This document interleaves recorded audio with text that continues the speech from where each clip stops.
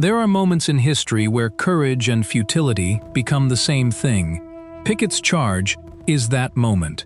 It is 3 in the afternoon on July 3, 1863, and the guns have just gone quiet. For 2 hours, more than 150 Confederate cannons have been hammering the Union line on Cemetery Ridge. The smoke is beginning to drift, and the silence that follows is worse than the noise, because in that silence, 12,500 men are standing up. They are forming ranks in the tree line along Seminary Ridge. They are checking their rifles. They are looking across a mile of open ground, a mile of chest-high wheat, gentle slope, and absolutely no cover, toward a stone wall on the far ridge, where 5,000 Union soldiers are waiting behind 100 cannons. In less than 60 minutes, more than 6,000 of them will be dead, wounded, or captured. That is roughly 1 man falling every half second. In the time it takes to walk 1 mile at a steady pace, an entire division will cease to exist. But here is the detail that turns a battle into a tragedy. The Confederate officer who will lead the only breach of that wall, Lewis Armistead, is about to charge directly at the position commanded by his closest friend in the world, Union General Winfield Scott Hancock. 2 friends, 1 wall, 1 mile of open ground between them. One of them will be dead within 48 hours. Stay with me, because what happened in those final minutes at Gettysburg is not a story about glory. It is a story about what happens when the men who give orders cannot stop a disaster, and the men who follow orders cannot stop their own legs from walking into one. The man who did not want this charge to happen was standing in a peach orchard at dawn. James Longstreet, 42 years old, orphaned young, raised in Georgia, father of 10 children, the General Robert E. Lee called his old warhorse, had spent the entire morning arguing, not suggesting, not advising, arguing. He had looked at the ground between the 2 ridges. He had studied the Union positions on Cemetery Ridge, with the eye of a man who had spent 20 years learning how men die in battle, and he had told Lee plainly that the attack could not succeed. He said it directly, the way a man speaks when he knows lives depend on the next sentence. "General, I have been a soldier all my life. I have been with you on many fields. It is my opinion that no 15,000 men ever arrayed for battle can take that position." Lee listened. Lee nodded. And Lee gave the order anyway. 2 days of fighting at Gettysburg had cost both armies dearly, but Lee believed the Union center had been weakened. He believed artillery could soften the position. He believed concentrated infantry could crack it. Longstreet believed Lee was wrong, and Longstreet was right. But in the Confederate Army, Lee's word was final, and the word was given. The man chosen to lead the most famous division in the charge was George Pickett, 38 years old, a Virginian who had graduated dead last in his West Point class of 1846. He loved pageantry and hated paperwork. He wore his hair in perfumed ringlets and wrote love letters to his young wife LaSalle between battles. He had begged Lee for this assignment. He wanted glory. He wanted his name in the history books. He would get exactly what he wanted, and it would destroy him. Then came the moment that should haunt anyone who studies command. The bombardment is ending. The smoke is clearing.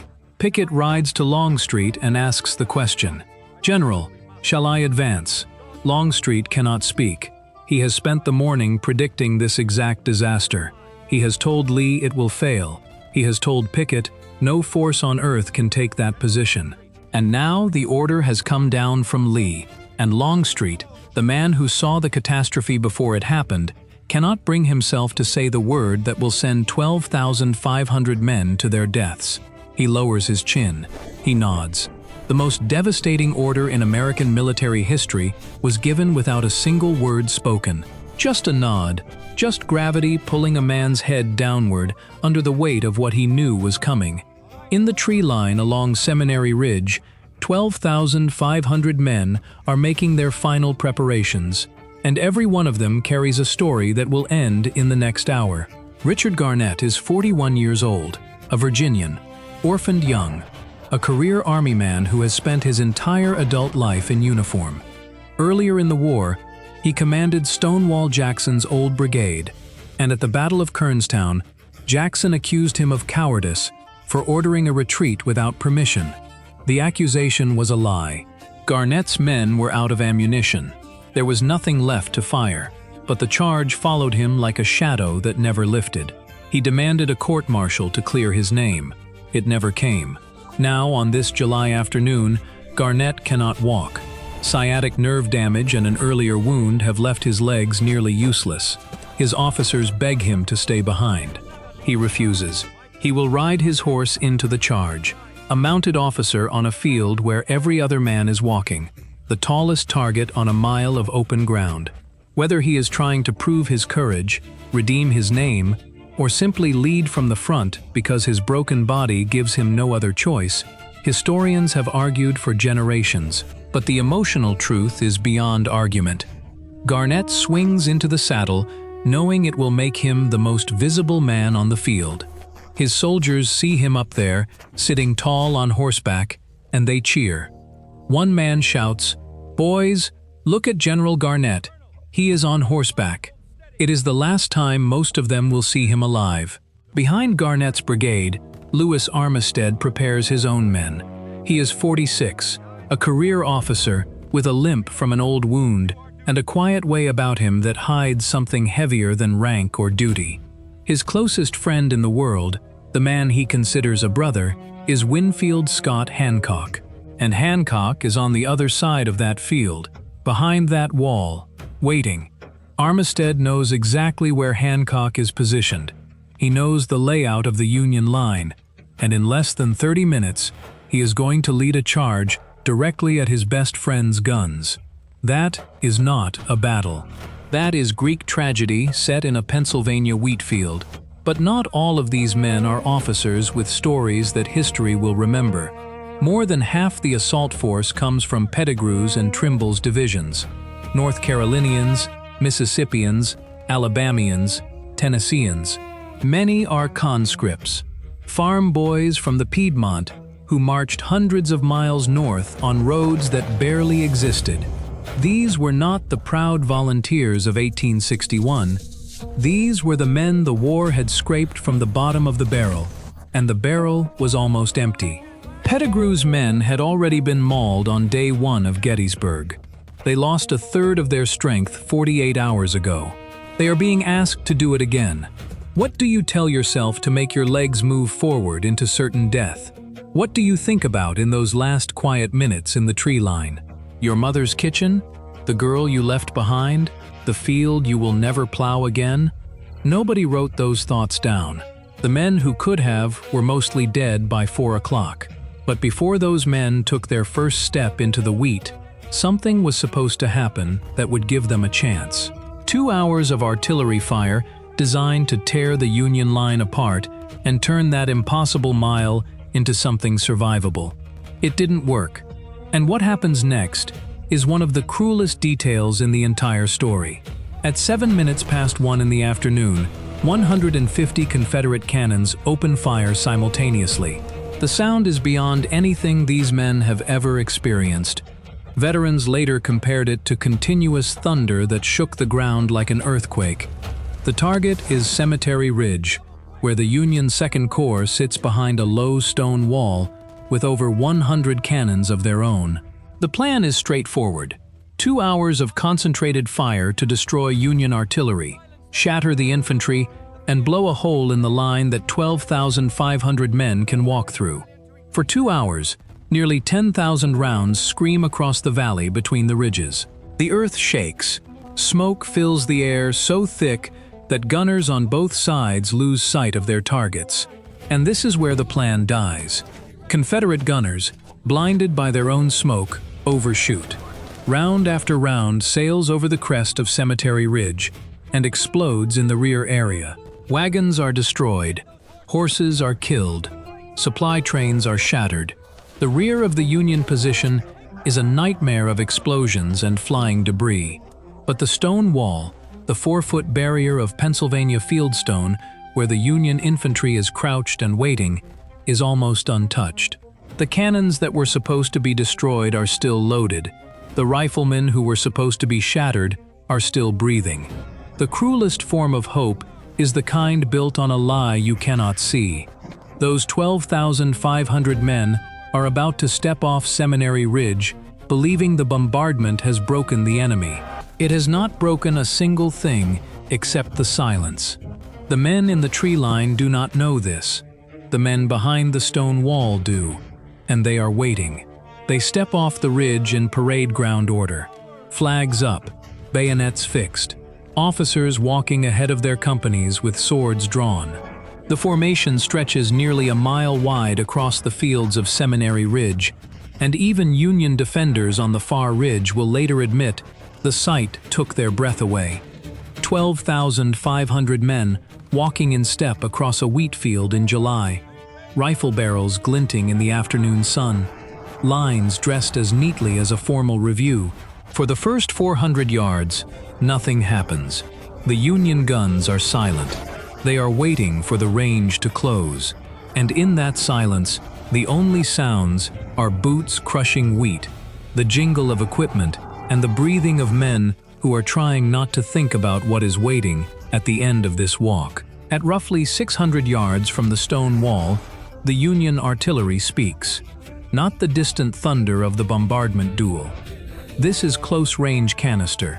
Each round is a tin can packed with iron balls that turns a cannon into a giant shotgun. The effect is instantaneous and catastrophic. Entire files of men vanish. 1 second a row of soldiers is walking forward, the next second the row is gone, replaced by a spray of red and a gap in the line like teeth pulled from a jaw. The neat formation begins to shred.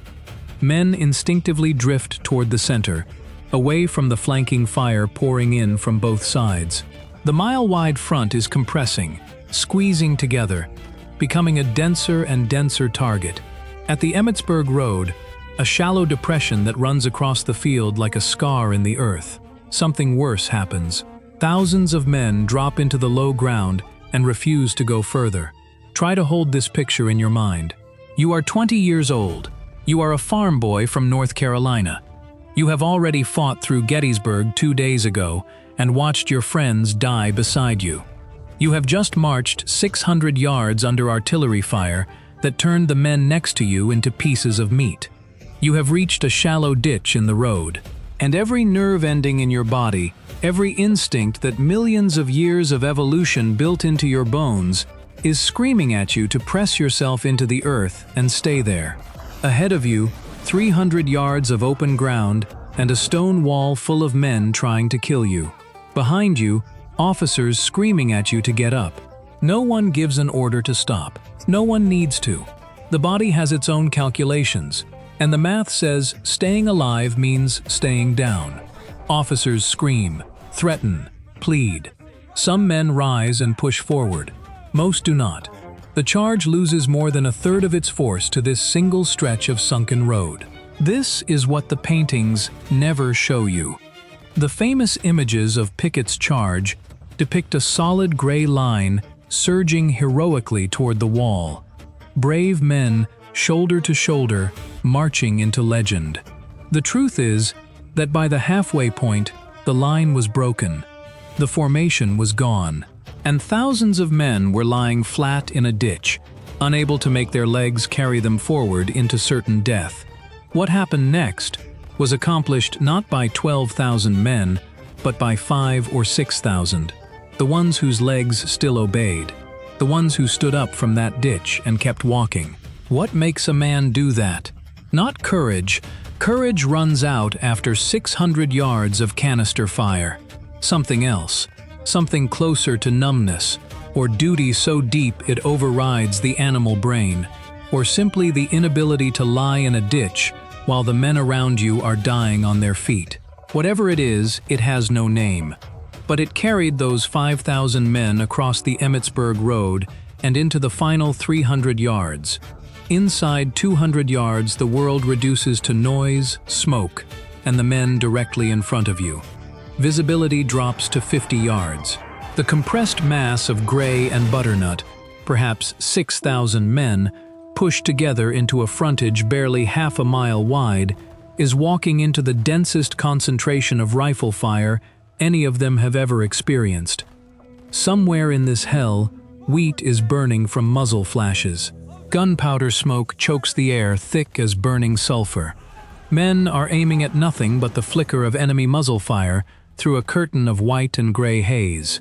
Two armies less than 200 yards apart, firing into smoke so dense that neither side can clearly see the other. The Confederates are walking forward into it.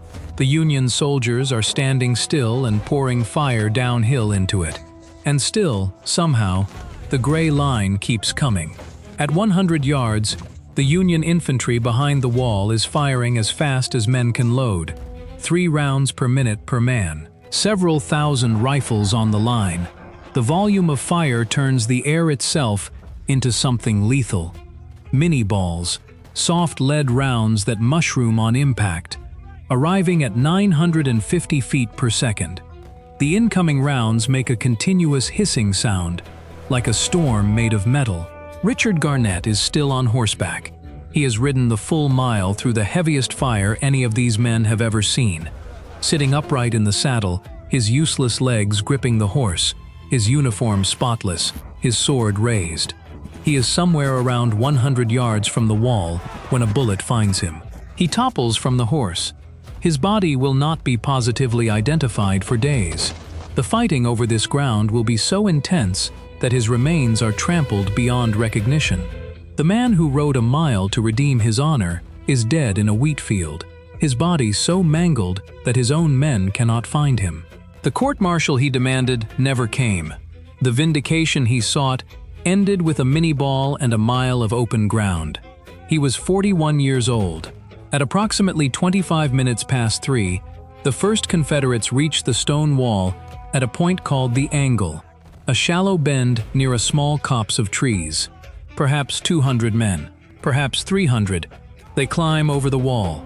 They are inside the Union line. For the first and only time during Pickett's charge, Confederate soldiers are standing on the other side of that 4-foot barrier of Pennsylvania fieldstone. Lewis Armistead, 46 years old, limping, his hat balanced on the tip of his raised sword so his men can see him through the smoke, crosses the wall and turns to the men behind him. "Come on, boys. Give them the cold steel. Who will follow me?" Roughly 150 men follow him. They surge forward among Union cannons. Bayonets, rifle butts, fists, rocks. For a few chaotic minutes, men are killing each other with whatever they can hold in their hands. And on the Union side of that wall, another young man is living the last 2 minutes of his life. 20 yards away, Captain Alonzo Cushing is dying. He is 26 years old. West Point class of 1861. He commands Battery A, 4th United States Artillery, and he has been hit twice already, once in the shoulder, once in the abdomen. He is bleeding heavily, held upright by a sergeant because his wounds will not let him stand. The Confederates are swarming toward his guns. He orders his last round of canister loaded and screams the final words of his life. Fire. The guns discharge at 20 yards. Then the Confederates are on him, and he is gone. Armistead makes it roughly 50 yards past the wall, the deepest penetration of the entire charge. He reaches a Union cannon and puts his hand on the barrel.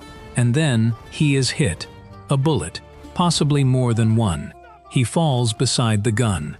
He had crossed a mile of killing ground to reach the one man he never wanted to fight, only to be shot down 50 yards past a wall defended by the person he loved most in the world. Armistead did not charge an enemy position. He charged his best friend's position, and the cruelest part is that he succeeded for exactly 10 minutes. Hancock does not know Armistead is lying there. Armistead does not know Hancock has already been wounded. A mini-ball has struck Hancock's saddle and driven a bent nail and wood splinters deep into his groin. He is bleeding badly. Two friends, 100 yards apart, both bleeding, neither able to see the other through the smoke. That is the entire Civil War in a single image. But before Hancock collapses, he issues the order that seals the breach. Pour everything into the angle. The 72nd Pennsylvania, the 69th Pennsylvania, the 19th Massachusetts. Union reinforcements slam into the breach from 3 directions, firing at 20 yards, 10 yards, 5 yards. It is over in 10 minutes. The 200 to 300 Confederates inside the Union line are overwhelmed. Some are killed, some surrender, some try to scramble back over the wall and are cut down in the attempt. The high water mark of the Confederacy, the farthest point the Southern cause will ever advance, lasts less time than it takes to eat a meal. And then the tide flows back. The survivors turn and begin the long walk back across the field they just crossed. But walking back is not the same as walking forward. There is no formation. There is no order. There are no flags. Most of the color bearers are dead. There are just individual men, many of them wounded, stumbling through smoke and crushed wheat and the bodies of their friends, while Union artillery continues firing into their backs. The retreat takes longer than the advance. The Union gunners do not stop. There is no mercy in the mathematics of canister at close range. Robert E. Lee rides forward to meet the survivors as they stagger back to Seminary Ridge. He is calm, he is composed. He says to the shattered men who can barely stand, "It is all my fault." He says it more than once. Whether he means it as genuine confession or as a commander's instinct to absorb blame and prevent a rout, no one knows for certain. But the men who hear it, men covered in blood and powder and the sweat of a July afternoon, never forget the sound of those words coming from Robert E. Lee. George Pickett is somewhere behind the lines. When Lee finds him and asks him to rally his division for a possible counterattack, Pickett's response enters history like a knife. "General Lee, I have no division." He is not exaggerating. His division has effectively ceased to exist as a fighting force. Of his 3 brigade commanders, Garnett is dead in the wheat. Kemper is shot through the body and will barely survive. Armistead is dying on the other side of the wall. Of 40 field officers, 26 are casualties. 58% of Pickett's Virginians are gone. Lewis Armistead is carried to a Union field hospital behind Cemetery Ridge. He is conscious. He knows he is dying. He asks the Union officers around him to send a message to General Hancock, his old friend, the man whose position he just charged. He asks them to deliver his personal effects to Hancock, his watch, his prayer book, his spurs. He asks if Hancock is alive. They tell him Hancock has been wounded but will survive. Whether Armistead feels relief or grief or simply the slow fading of everything, nobody records. He dies 2 days later on July 5th in a Union hospital tent. Hancock survives his wound and lives until 1886. The 2 friends never see each other again. The last thing Armistead asks about on this earth is whether his best friend is still alive. The answer is yes, but neither of them will ever know it face to face. The smoke began to clear, and what it revealed between Seminary Ridge and Cemetery Ridge was not a battlefield. It was an arithmetic of suffering that the human mind struggles to process. By 4 o'clock it is over. The field between the ridges is carpeted with bodies. The wheat is flattened. The Emmitsburg Road is full of wounded men crying for water that will not come for hours. The assault lasted less than 60 minutes, from the moment the infantry stepped off to the moment the last survivors stumbled back. In that window, in that single hour, 6,555 Confederate soldiers have been killed, wounded, or captured. One man falling roughly every half-second for the duration of the assault. Try counting that on your watch. One, another, another. You cannot count fast enough to keep up with the dying. The Union lost approximately 1,500 men defending against the charge. 1,500 families who will receive letters that begin the same terrible way. The stone wall held, but the men behind it paid for it in blood. The defense was not free. It never is. But here is the fact that most people get wrong about Pickett's charge. The majority of the casualties were not Pickett's men. Pettigrew's and Trimble's divisions, the North Carolinians, Mississippians, and Alabamians on the northern wing, lost even more. Combined, their casualties exceeded 3,900. These men have been largely erased from the story, overshadowed by Pickett's name on the charge. The assault should properly be called the Pickett-Pettigrew-Trimble charge. It never is. History remembers the name that sounds better in a headline, and Virginia had better writers than North Carolina in the decades after the war. Within years of the battle, Pickett's charge became something it never was while it was happening: glorious. Southern writers transformed the slaughter into a noble sacrifice, the high water mark of the Confederacy, a phrase that implies the South was a rising tide rather than an army walking into a kill zone. The lost cause narrative needed martyrs, and the men who died in that wheat field were drafted into service a second time. This time as symbols of a romanticized rebellion, stripped of the terror and the futility and the choking sulfur smoke and the thousands of men lying flat in a ditch because their legs would not carry them forward. Pickett himself wanted no part of the myth. "That old man had my trust and my love," he wrote of Lee, and he blundered then and there. That is not the voice of a man who thought the charge was noble.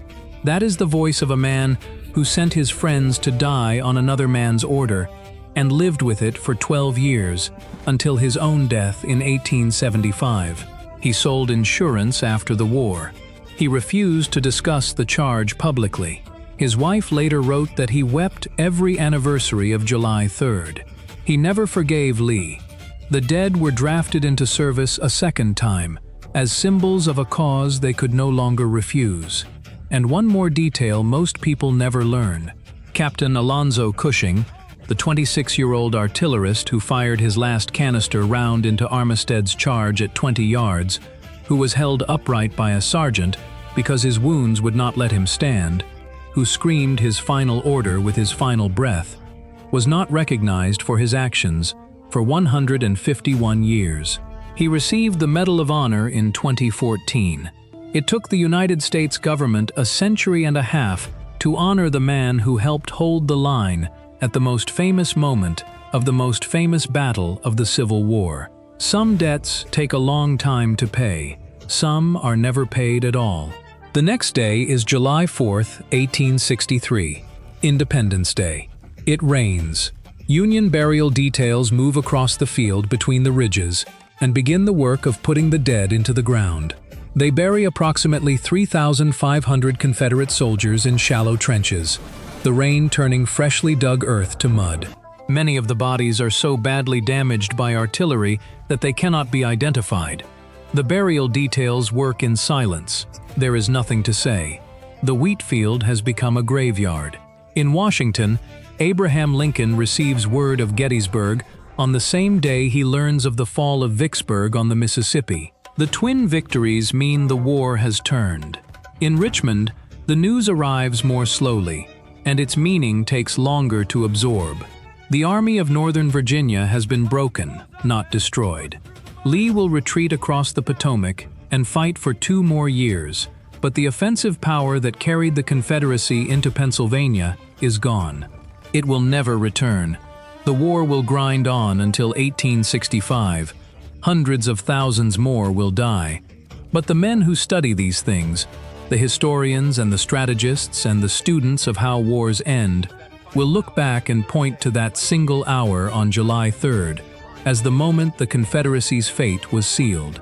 Not by a general's brilliant maneuver, not by a strategic masterstroke, but by 12,500 men who stood up in a tree line and walked 1 mile into the teeth of modern warfare, because the man they trusted told them to. Go back to that opening image one last time. 3 o'clock on a July afternoon. 12,500 men standing up in the tree line. A mile of open wheat ahead of them and a stone wall at the end. They knew. Not all of them, but enough of them. Garnett knew when he swung into the saddle on legs that could barely hold him. Armistead knew when he put his hat on his sword so his men could follow him into smoke. Longstreet knew when he nodded instead of speaking. The farm boy from North Carolina knew when he looked at that mile of open ground and felt his stomach drop through the floor of the earth. They walked into it anyway. That mile of ground is still there. You can walk it today at Gettysburg National Military Park. It takes about 15 minutes at a steady pace. No one is shooting at you. The wheat is quiet. The stone wall is still standing. But if you walk it and you are honest with yourself, you will feel something, because the ground remembers what happened there, even if we sometimes choose to forget. Courage and futility walked hand in hand across that wheat field, and 160 years later, we still cannot decide which one was leading.